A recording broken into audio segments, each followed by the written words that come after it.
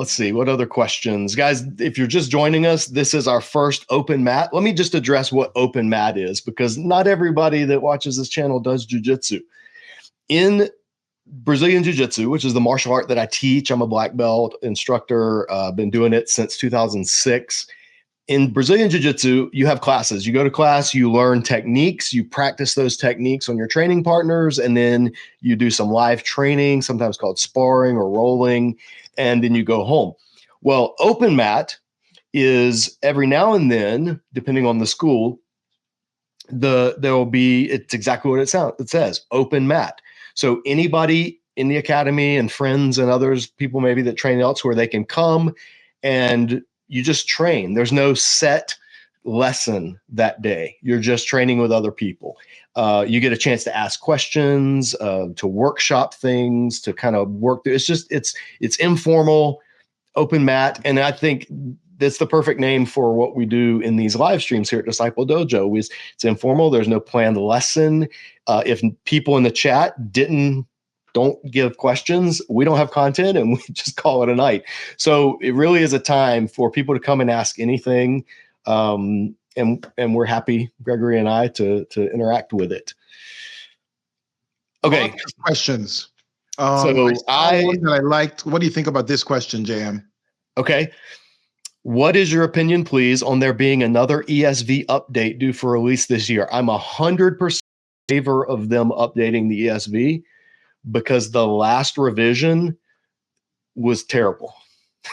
and I'm being hyperbolic. In the last edition of the ESV, they translated Genesis 3:15 as your desire will be contrary to your husband and he will rule over you. Or it might've been, but he will rule over you. Anyway, they translated that phrase, which is in Hebrew, your desire will be to or for your husband, and or but he will rule over you.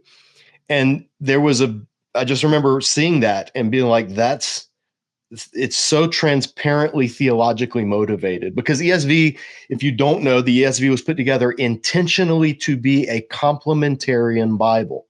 The Committee on Biblical Manhood and Womanhood, it's not a slander or a slur. This is open. This is openly acknowledged. They wanted to be an alternative to the NRSV. So it's kind of like, think of the RSV, like a Revised Standard Version, and then branching off. And the one that was a little more, shall we say, secular, liberal, is considered the NRSV. And so the ESV was intended to be in that tradition, but without the non-complementarian worldview, so to speak.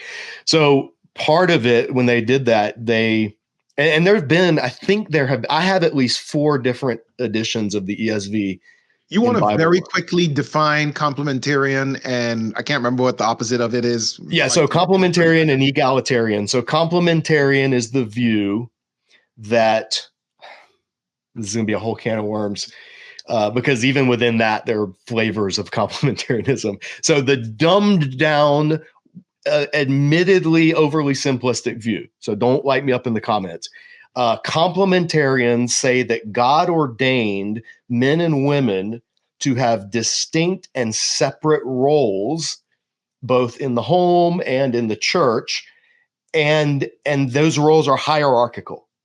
So just as the Father, Son, and the Holy Spirit are hierarchical roles, that man and woman. So God intended man to, in some way, and they might soften it and say lead, guide, have dominion, but in the good way, not in the bad way. Man is the head and woman is under man. And you've probably seen the famous drawing of the umbrellas, and it's a hierarchical look. And complementarianism is that is part of God's good intended creation order, that woman should be under man.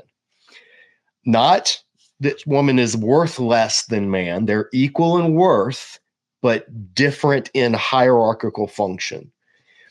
So I don't want this to sound like I'm taking pot shots at complementarianisms and complementarians and saying they're all misogynists, because they're not. I know enough to know that they're not. I learned from and sat under awesome, godly, complementarian women teachers.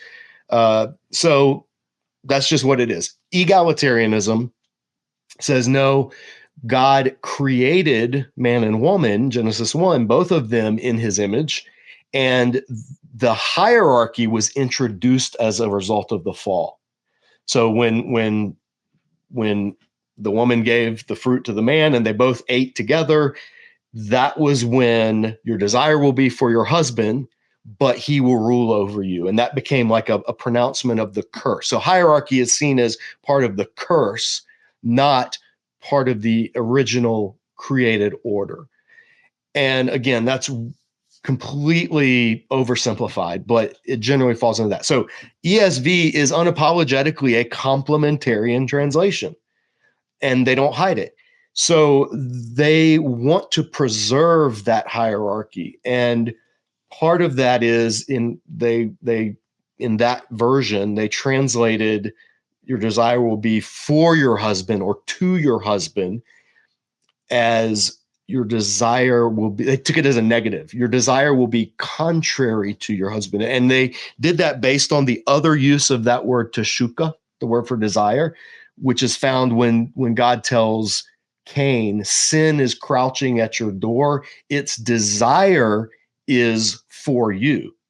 You must master it. And so they see it as that. So that same sense is what's read back into that Genesis passage. So anyway, hold on. Rip wanted to make an appearance. Come here, buddy. This is the guy. Reveal. This is the guy that's been wandering around at my feet, knocking the camera around.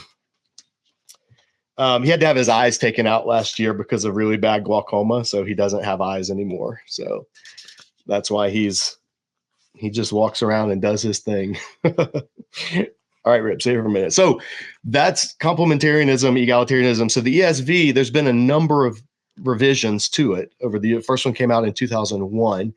And in the most recent one, they changed. They'd always said your desire will be for your husband.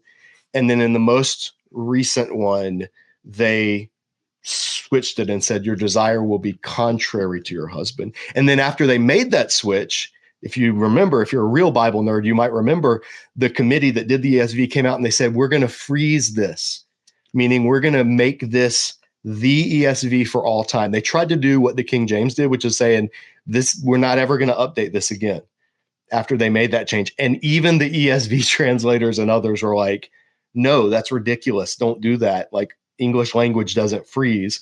There need to be updates as the language updates. So it was a tempest in a teapot. But I'm glad that they're reversing that translation because I think it was the least plausible way to translate Genesis. So, Rip, you're a star, buddy. Did you see the comment where they said next time Rip should host? Yeah. You should just chime in every now and then. Yeah, it's going to be hard because he can't hear you and he can't read the comments. So it would just be a live stream of us just sitting here. Exactly. But this guy, he was, I found Rip. He wandered in out of the woods back in 2010 and somebody had dumped him. And when we couldn't find the owner, I ended up taking him in. And so he's been my boy. This is the Jiujitsu Shihtzu. That's his official name if you follow us on Instagram. And so, all right, you ready to get down?